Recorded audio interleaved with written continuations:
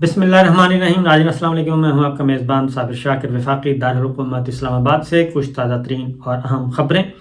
पहली ख़बर एक ही है और बहुत ही अहम ख़बर है, क्योंकि उस ख़बर को इग्नोर नहीं किया जा सकता। वो ख़बर नहीं बल्कि सानिया है, वो एक कत्ल है, वो शहादत है, और वो एक इंतहाई बहिमाना तरीके से हमारे प्यारे दोस्त, इंतहाई अहम तरीन पाकिस्तान के जर्नलिस्ट अरशद शरीफ भाई, उनके लिए है, और वो ख़बर हम इग्नोर नहीं कर सकते। कमीशन तश्कील दे दिया गया है, कमीशन का ऐलान किया गया है, और अभी ऑनरेबल जज को नॉमिनेट होना है, उसके बाद TORs बनेंगे। GHQ की तरफ से भी एक ख़त मौसूल हो चुका है, वो भी आपको मैं पिछली वीडियो में बता चुका हूँ। अब अगली ख़बर क्या है, उनकी अहलिया की तरफ से, अरशद भाई की अहलिया की तरफ से, हमारी बहन है, और अरशद भाई की बेटी, हमारी भी बेटी हैं वो, और अरशद भाई की वालदा, हमारी भी वालदा हैं।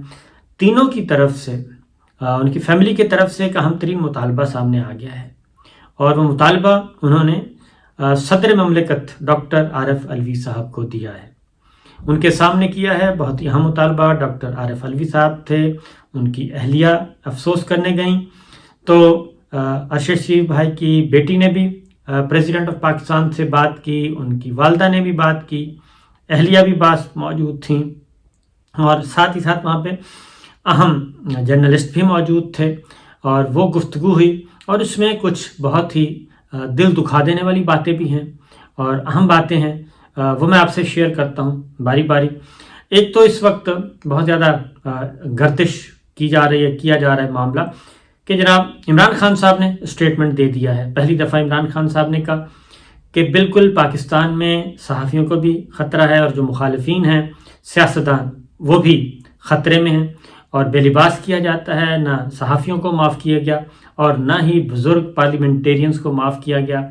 आज़म सवाती साहब का उन्होंने ख़ास तौर पे ज़िक्र किया।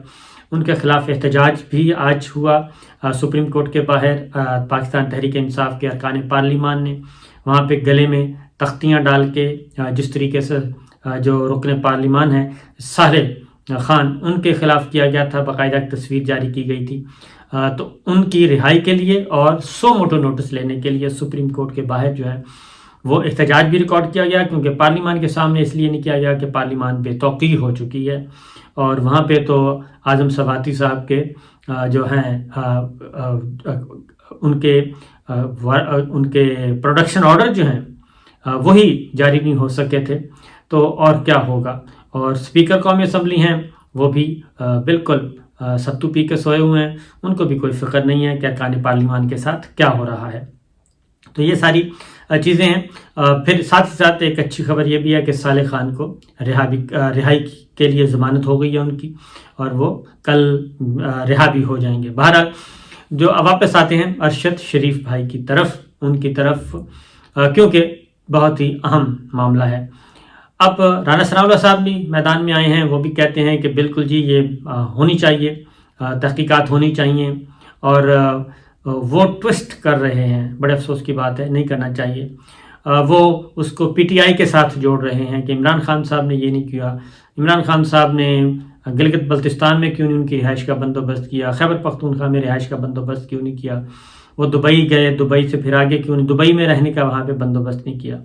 तो ये चीज़ें नहीं हैं इस पे, क्योंकि अब कमीशन अनाउंस हो चुका है, प्राइम मिनिस्टर अनाउंस कर चुके हैं, उसके TORs आएंगे, उसके बाद अंदाज़ा होगा। और फिर ये है कि साथ ही साथ मुतालबात बढ़ते जा रहे हैं। मुतालबात ये हैं कि इसको इंटरनेशनल इन्वेस्टिगेशन भी किया जाए। हामिद मीर साहब ने कहा कि UN इसकी इन्वेस्टिगेशन करे, अक़वाम मुत्तहिदा इसकी इन्वेस्टिगेशन के। कोई एक जर्नलिस्ट और इंतहाई मोतबर जर्नलिस्ट, जाने माने, वो एक तीसरे मुल्क में उनका मर्डर हुआ है, उनको कत्ल किया गया है बाकायदा।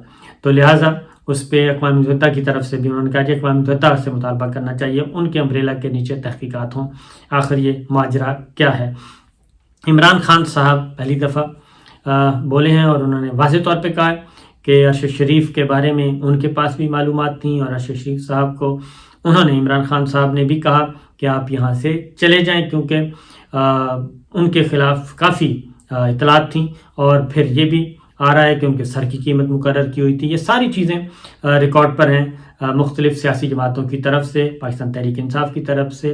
ارشد شریف صاحب خود بھی اس بات کا کرتے رہے ہیں. لیفٹیننٹ جنرل ریٹائرڈ امجد شعیب صاحب بھی اس پہ اظہار خیال کر چکے ہیں.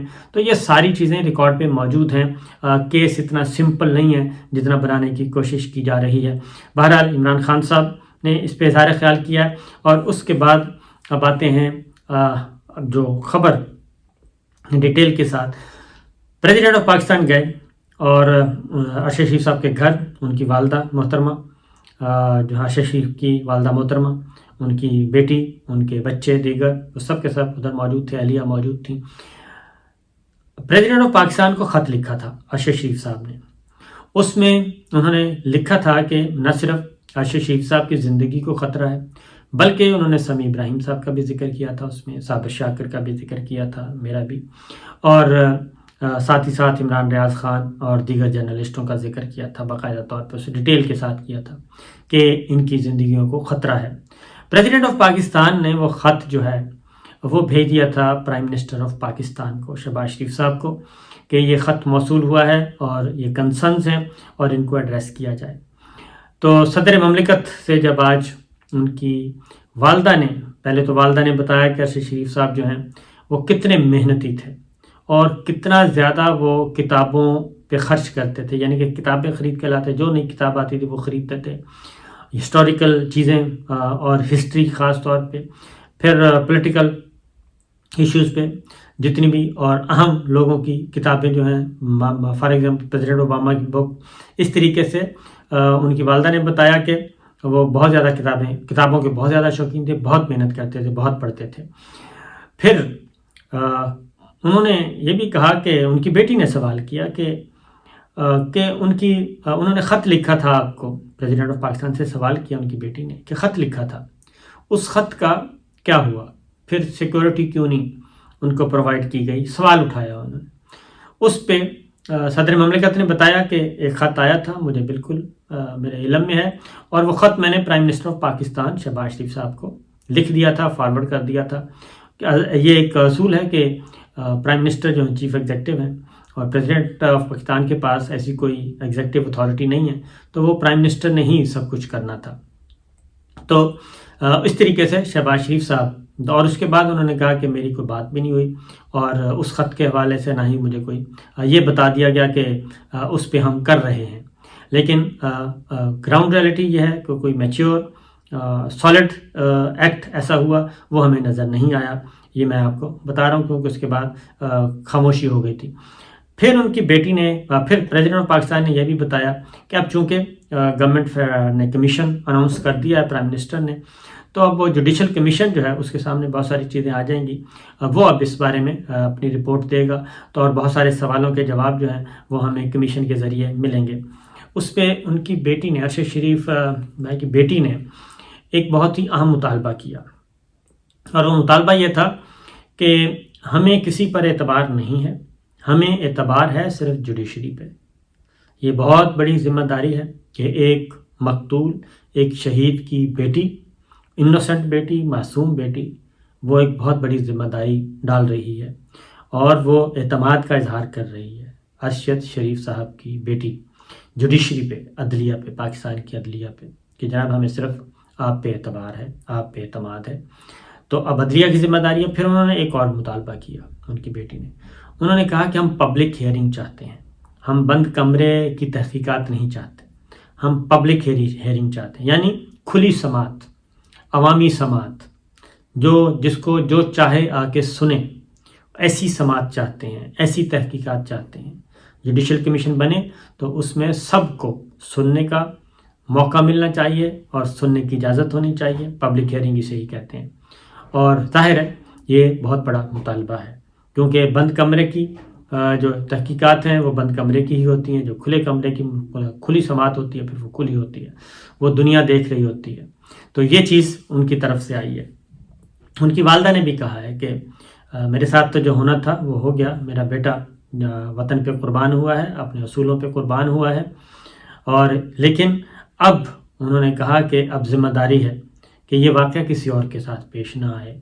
تو یہ ایک بہت بڑا ڈیمانڈ آئی ہے، اور دیکھنا یہ ہے کہ اس ڈیمانڈ کو کیسے پورا کیا جاتا ہے اور اس اعتماد پہ ہماری عدلیہ کس انداز سے پوری اترتی ہے، کیونکہ یہ پھر ایک اور بات بھی کی جا رہی ہے، چلیں اس پہ میں نیکسٹ بات کروں گا، کیونکہ وہ ایک الگ ہے جی، کہ یہ TORs کیا ہونے چاہیے، کیسے ہونے چاہیے، اور پھر آگے اس کو کیسے بڑھایا جائے۔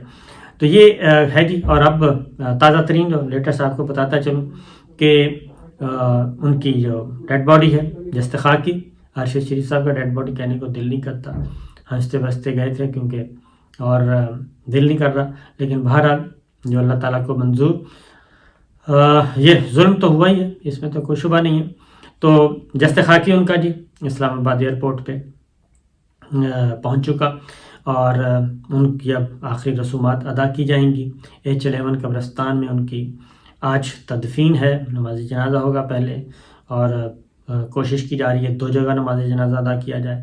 تو ہمارے صحابی برادری کافی بڑی تعداد جو ہے وہ ایئرپورٹ میں موجود تھی ڈیڈ باڈی وصول کرنے کے لیے۔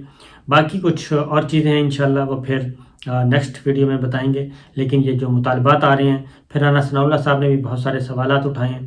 میں رانا ثناء اللہ صاحب سے اور باقی سب سے یہی کہوں گا کہ اس کی اب ساری جو چیزیں ہیں وہ جوڈیشل کمیشن کے سامنے رکھی جائیں، تاکہ ایک چیز ریکارڈ پہ آئے، اور پھر حامد میر صاحب کا جو ڈیمانڈ ہے وہ بھی اہم ہے، اور اس پہ بھی جرنلسٹ کمیونٹی کو آگے بڑھنا چاہیے اور اس پہ بات چیت کرنی چاہیے کہ اس پہ انٹرنیشنل انویسٹیگیشن ہونی چاہیے بین الاقوامی سطح کی، کیونکہ جب یہ تحقیقات کی جائیں گی، ابھی پتہ نہیں ہے کہ پاکستان اور کینیا کے درمیان کس نوعیت کے آپس کے تعلقات ہیں اور کیسے معاہدات ہیں، کیونکہ یہ ماضی میں ہو چکا ہے انڈیا کے ساتھ، تو خاص طور پہ جب ایک وہاں پہ دہشت گردی کا واقعہ ہوا تھا تو اس کا الزام پاکستان پہ ڈالنے کی کوشش کی گئی تھی، تو پاکستان سے ایک ٹیم گئی تھی انڈیا، GIT جو ہے اس نے وزٹ کیا تھا، اور وہاں پہ جا کے شواہد دیکھنے کی کوشش کی گئی تھی، لیکن اس سے پہلے کہ وہ آگے جاتے اجمل قصاب سے انہوں نے ملنا تھا، اور اس کو بھی پھانسی دے دی گئی، پھر ایک اور صاحب سے وہ مل کے آئے تھے اور وہ بھی قتل کر دیے گئے تھے۔ تو اس طرح بھی چیزیں ہوتی ہیں، تو کینیا کے ساتھ کس نوعیت کے ہمارے معاہدے ہیں، کس طرح کے کنونشنز ہیں، وہ دیکھنا پڑے گا، لیکن اس کے لیے اصل وہی ہے کہ انٹرنیشنل لیول کی انویسٹیگیشن انٹرنیشنل آرگنائزیشن کے امبریلا میں ہو، اقوام متحدہ کے امبریلا میں ہو، تو اس میں پھر یہ چیزیں جو ہیں وہ خود بخود ہی کور ہو جائیں گی، اور انٹرنیشنل لا کے تحت پھر وہ انویسٹیگیشن ہوگی۔ امریکہ کہہ بھی چکا ہے، تو دیکھتے ہیں اس سلسلے میں جی آگے اور کیا ڈیولپمنٹ ہوتی ہے۔ اجازت دیجیے، اللہ حافظ۔